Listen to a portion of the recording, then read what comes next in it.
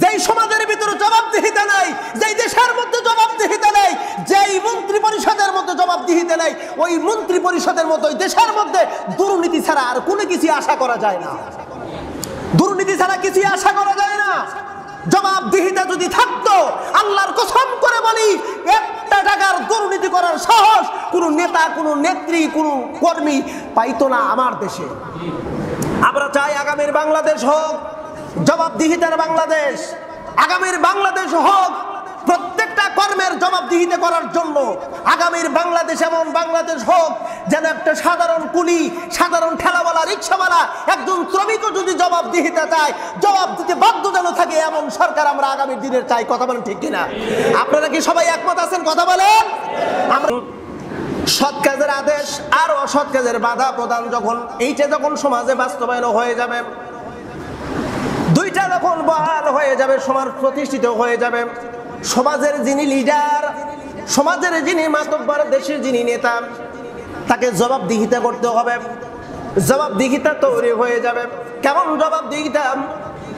আমরা হয়তো অনেকেই জানি, হয়তো অনেকে নাও জানতে পারি।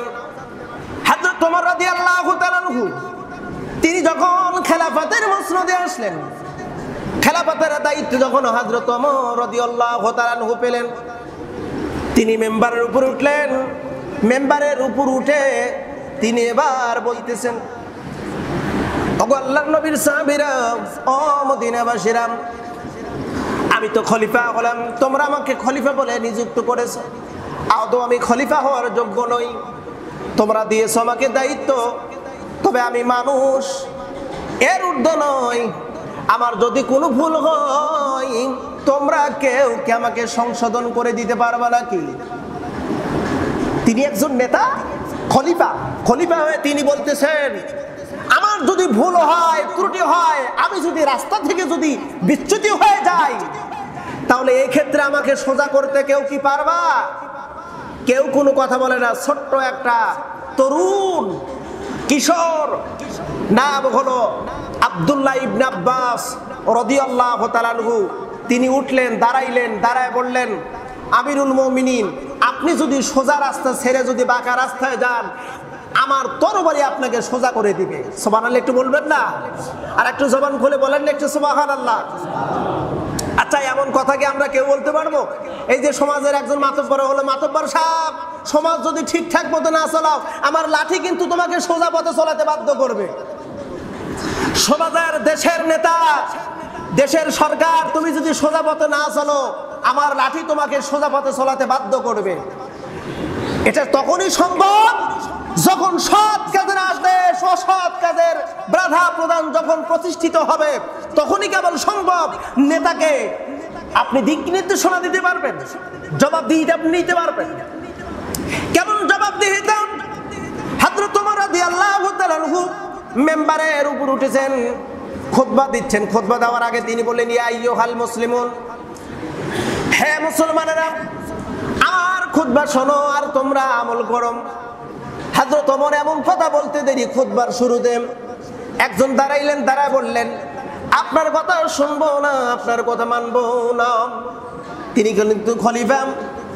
যিনি খলিফা তিনি হলেন প্রধান মসজিদের বড় ইমাম হবে, বড় মসজিদের ইমাম হবে, মসজিদুন নববীর ইমাম হযরত ওমর রাদিয়াল্লাহু তাআলা আনহু। একজন উঠলেন, দাঁড়ালেন আর বললেন, শুনবো না, মানবো না। হযরত ওমর রাদিয়াল্লাহু তাআলা আনহু জিজ্ঞেস করলেন, কেন শুনবেন না, কেন মানবেন না? ওমর জিজ্ঞাসাবাদ করলেন, কেন শুনবেন না, কেন মানবেন না? লোকটি বলল, আমিরুল মুমিনিন, বেয়াদবি মনে নিবেন না, আপনার কথা আর কাজের সাথে কোনো মিল নাই, তাই আমরা মানবো না। ওমরের দিকে তাকায়া আঙ্গুল তুলে কথা বলা, হিসাব করেন, আপনার কথা আর কাজের সাথে কোনো মিল নাই, তাই আপনার কথা মানবো না, বিদ্রোহ। হযরত ওমর বললেন, ওগো মদিনাবাসী, তুমি কেন মানবে না আমার কথা? হুজুর, আমাদের সবার পরনে একটা কাপড়, নতুন কাপড়, আর আপনার পরনে দুইটা কাপড়, কেন? জবাব চাই। আমাদের প্রত্যেকের শরীরে একটা কাপড় আর আপনার শরীরে দুইটা কাপড়, কারণ কি? সবাইকে তো একটা করে কাপড় দেওয়া হয়েছে।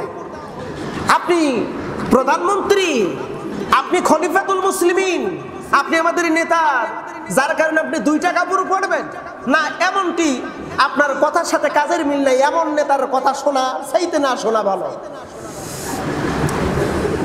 হযরত ওমর রাদিয়াল্লাহু তাআলা আনহু শোনা মাত্রই তিনি ডাক দিলেন, বেটা আব্দুল্লাহ রে, ও বেটা আব্দুল্লাহ, তুমি একটু দাঁড়াও, তোমাকে দরকার। আব্দুল্লাহ উঠলেন, আব্দুল্লাহকে বললেন, আব্দুল্লাহ তুমি এবার বলো, এই দুইটা কাপড় পরিধান করার ব্যাপারে তুমি একটু বলে দাও না।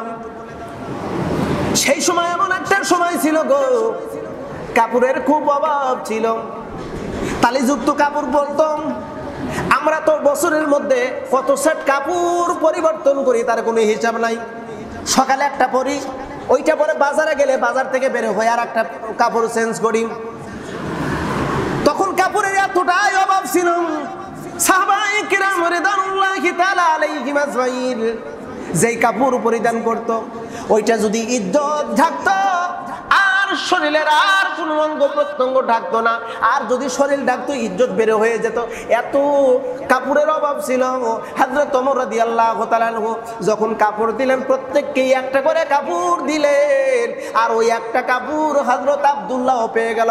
হযরত ওমর রাদিয়াল্লাহু তাআলা আনহু জুমা মসজিদের জন্য যখন বের হচ্ছিলেন জুমা পড়াতে, এমন টাইমে আব্দুল্লাহ ডাক দিলেন, আব্বা আমার একটা পুরান কাপড় আছে, ওই কাপড় আমি পরবো। আপনি যেহেতু ইমাম হবেন, আপনি যেহেতু নেতা, আপনার শুধু ইজ্জত থাকবে আর পুরো শরীর খোলা থাকবে, এটা কেমন দেখা যায়? আব্বা আমার কাপড়টা আমি আপনাকে হাদিয়ে দিয়ে দিলাম। জোরে বলা যাবে একটু সুবহানাল্লাহ? আর একবার জবান খুলে বলেন একটু সুবহানাল্লাহ। আব্বা জান আমার কাপড় নেন, দুইটা কাপড় পরে আমি মসজিদুল নববীতে আমি এসেছি। আব্দুল্লাহ সব কথা যখন খুলে বলল, ওই যেই ব্যক্তিটি, যেই আল্লাহর বান্দা হযরত ওমর রাদিয়াল্লাহু তাআলা আনহু বিরোধিতা করেছিল, সে উঠলো, উঠে বলতেছে, আমিরুল মুমিনিন বুঝতে পারি নাই, আমাকে মাফ করে দান। এর নাম হলো জবাবদিহিতা। এর নাম কি? এটা জোরে সরে বলেন, এর নাম কি? এর নাম হলো জবাবদিহিতা। যেই সমাজের ভিতরে জবাবদিহিতা নাই, যেই দেশের মধ্যে জবাবদিহিতা নাই, যেই মন্ত্রী পরিষদের মধ্যে জবাবদিহিতা নাই, ওই মন্ত্রী পরিষদের মধ্যে ওই দেশের মধ্যে দুর্নীতি ছাড়া আর কোনো কিছু আশা করা যায় না। দুর্নীতি ছাড়া কিছু আশা করা যায় না। জবাবদিহিতা যদি থাকতো, আল্লাহর কসম করে বলি, একটা টাকার দুর্নীতি করার সাহস কোনো নেতা, কোনো নেত্রী, কোনো কর্মী পাইতো না আমার দেশে। আমরা চাই আগামীর বাংলাদেশ হোক জবাবদিহিতার বাংলাদেশ, আগামীর বাংলাদেশ হোক প্রত্যেকটা কর্মের জবাবদিহিতা করার জন্য। আগামীর বাংলাদেশ এমন বাংলাদেশ হোক যেন একটা সাধারণ কুলি, সাধারণ ঠেলাওয়ালা, রিক্সাওয়ালা, একজন শ্রমিকও যদি জবাবদিহিতা চায়, জবাব দিতে বাধ্য যেন থাকে, এমন সরকার আমরা আগামী দিনের চাই। কথা বলেন ঠিক কিনা? আপনারা কি সবাই একমত আছেন? কথা বলেন। আমরা এমন একজন ব্যক্তিকে চাই, আমরা যেন আর নির্যাতনের শিকার না হই, আমাদের পকেট যেন আর খালি না হয়, আমাদের সম্পদের যেন বিনষ্ট যেন আর না হয়। আল্লাহ পাক কবুল আর মঞ্জুর করুক। জোরে করে একটু আমিন।